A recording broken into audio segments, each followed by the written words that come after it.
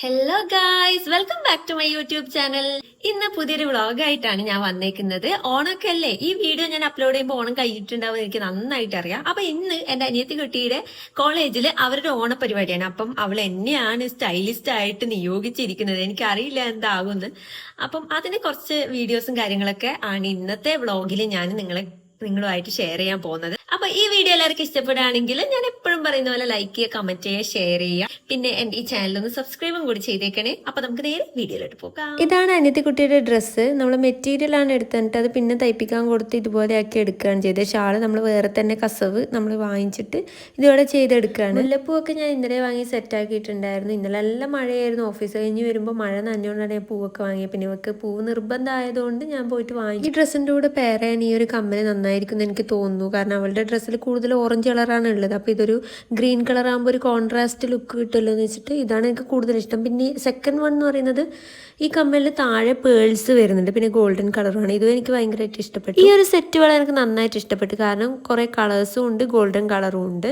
അതുപോലെ ഇതൊരു plain golden കളറാണ്. ഈ ഒരു വളയും നമുക്ക് ഈ ഒരു കരക്ക് മാച്ചായിട്ട് എടുക്കാമല്ലോ എന്ന് വിചാരിച്ചിട്ട് രണ്ട് വള ഞാൻ എടുത്തു വെച്ചിട്ടുണ്ട്. ലാസ്റ്റ് നമുക്ക് എല്ലാം ഡ്രസ്സ് ചെയ്തതിന് ശേഷം നമുക്ക് നോക്കാം. പിന്നെ ഇത് ഇയർ ചെയിനാണ്. എല്ലാവർക്കും അറിയാം, നമ്മളെ കമ്മലിൻ്റെ ബാക്കിൽ നിന്ന് നമ്മൾ ഹെയറിലേക്ക് വെക്കുന്ന ഒരു സംഭവം. ഈ ഒരു ബ്രേസ്ലെറ്റ് നല്ല ക്യൂട്ടായിട്ടുള്ള ഇത് ഞാൻ കടയിൽ നിന്ന് കണ്ടപ്പോൾ ചുമ്മാ അങ്ങ് എടുത്തതാണ് വളയൊക്കെ വാങ്ങിക്കുന്ന സമയത്ത്. പിന്നെ നമ്മുടെ ഏറ്റവും അത്യന്താപേക്ഷിതമായിട്ടുള്ള സാധനം ഹെയർ പിൻ. പിന്നെ ഇതൊരു മാലയാണ്. സത്യം പറഞ്ഞാൽ ഇതൊരു പാദസരമാണ്. എനിക്ക് എൻ്റെ മാമി വാങ്ങിച്ചെന്നൊരു പാദസരമാണ്. അപ്പം അത് ഞാൻ എൻ്റെ അനിയത്തിക്ക് മാലയായിട്ട് യൂസ് ചെയ്യാൻ വേണ്ടി കൊടുത്തേക്കുന്നതാണ്. അപ്പം ഇതൊക്കെയാണ് നമ്മുടെ ഇന്നത്തെ ഐറ്റംസുകൾ. ഇതൊക്കെ വെച്ചിട്ടാണ് ഞാൻ എൻ്റെ അനിയത്തി കുട്ടിയെ സ്റ്റൈൽ ചെയ്ത് എടുക്കേണ്ടത്. പിന്നെ ഇതുകൂടാതെ മേക്കപ്പും പരിപാടിയൊക്കെ ഉണ്ട്. മേക്കപ്പ് വലിയ മേക്കപ്പ് ഒന്നുമില്ല, ഒരു നോർമൽ, അത്രേ ഉള്ളൂ. ഓക്കെ, അപ്പൊ ഇതാണ് എൻ്റെ ഇന്നത്തെ ക്ലൈന്റ്, എൻ്റെ അനിയത്തി കുട്ടി. അപ്പം എൻ്റെ സബ്സ്ക്രൈബേഴ്സിനോടൊരു ഹായ് പറയൂ. ഓക്കെ, ആ കയ്യിൽ മെഹന്തി ഒന്ന് കാണിച്ച്. ആരാ ഇട്ടുന്നത്? അപ്പൊ നമ്മള് ഫസ്റ്റ് എന്താ ചെയ്യാൻ പോന്നേ? ഹെയർ ഒന്ന് സ്ട്രെയിറ്റ് ചെയ്ത് കൊടുക്കാൻ പോവാന്ന് എന്റെ അനിയത്തിക്ക്. നമുക്ക് നോക്കാം. എനിക്ക് അങ്ങനെയൊന്നും സ്ട്രെയിറ്റ് ചെയ്യാനൊന്നും അറിയില്ല. യെസ്, ഞാൻ അങ്ങനെ ചെയ്തിട്ടുണ്ട് ഗൈസ്. അത് പിന്നെ ആദ്യമായിട്ട് സ്ട്രെയിറ്റ്നർ വാങ്ങിച്ചേ. അപ്പൊ എന്റെ പരീക്ഷണ വസ്തു എപ്പും അത് എന്റേത് മാത്രമല്ല, എല്ലാവരും അനിയത്തിമാരായിരിക്കും അല്ലെ, എല്ലാ അനിയന്മാരായിരിക്കും. നമ്മുടെ വയസ്സിന് ചെറിയവരെ നമ്മൾ യൂസ് ചെയ്യും അല്ലെ, പലതും പഠിക്കാൻ വേണ്ടിട്ട്. അങ്ങനെ ഞാൻ ഇവിടെ തലയെടുത്ത് ഇവിടെ ഹെയർ എടുത്ത് യൂസ് ചെയ്ത് ഇവിടെ ചെവിന്റെ ഇവിടെ അല്ലെ, അങ്ങനല്ലേ, ചെവിന്റെ ഇവിടെ ചെറുതായിട്ട് പൊള്ളി ഗൈസ്. പാവം, എനിക്ക് ഭയങ്കര സങ്കടമൊക്കെ ആയി. പക്ഷെ എന്താ ചെയ്യാൻ പറ്റിയ, പൊള്ളിപ്പോയില്ലേ. പാവം. എന്നിട്ട് അമ്മേനോട് പറഞ്ഞാ നീ? അമ്മേനോടും പറഞ്ഞു. പിന്നെന്താ ചെയ്യാ. അപ്പൊ ഇന്ന് നമ്മള് ഫസ്റ്റ് നമുക്ക് സ്ട്രെയിറ്റ് ചെയ്യാം. അതുകൊണ്ട് തന്നെ നോക്കാം നന്നായിട്ട് വരുമോന്ന്.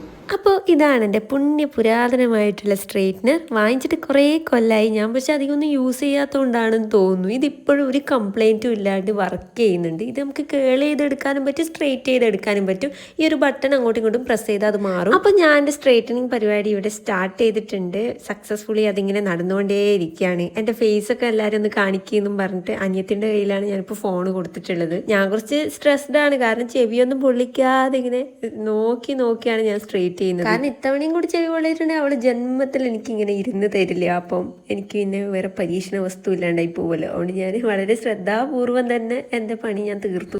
ഞാനാണ് സ്റ്റൈലിസ്റ്റ് എന്ന് പറഞ്ഞിട്ട് അഹങ്കാരം കളിച്ചിട്ട് ഇപ്പൊ എനിക്കിതാ അമ്മേന്റെ സഹായം തേടേണ്ടി വന്നു. പക്ഷെ എങ്കിലും എനിക്കാണ് പൂർണ്ണ ക്രെഡിറ്റ് അല്ലമ്മ. ഇത് ഇയർ ചെയിനാണ് ഗൈസ്. നന്നായിട്ടുണ്ടല്ലോ അമ്മ. പിന്നെ നല്ല രസമുണ്ട്. ഈ ഐഡിയ ഒക്കെ ഞാനാണ് പറഞ്ഞത്. പക്ഷെ എനിക്ക് ഒറ്റയ്ക്ക് എന്താ പറയുക, പിന്നെ ഇങ്ങനെ കുത്താൻ പറ്റുന്നില്ല ഹെയർ പിന്ന്. അപ്പോൾ അതുകൊണ്ട് മാത്രമാണ് ഞാനിപ്പോൾ അമ്മേനെ. അയ്യോ, അടിപൊളിയായിട്ടില്ലേ. ഇത് ഇന്നലെ വാങ്ങിച്ചാണ്. അപ്പൊ കുറച്ചൊരു പൂവിനൊരു നിറവ്യത്യാസം പോലെ ഉണ്ട്.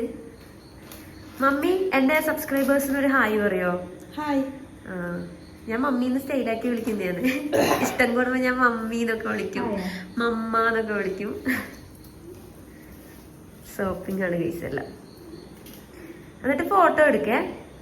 അപ്പോൾ ഇതാണ് ഫൈനൽ ലുക്ക്. എനിക്ക് ഓഫീസിൽ പോകാൻ ലേറ്റ് ആവുന്നതുകൊണ്ട് തന്നെ ഞാൻ പെട്ടെന്ന് ഇറങ്ങിയിട്ടുണ്ടായിരുന്നു. അതുകൊണ്ട് ഫുൾ വീഡിയോ എടുക്കാൻ പറ്റില്ല. അപ്പോൾ അത്രേ ഉള്ളൂ. Bye, thank U.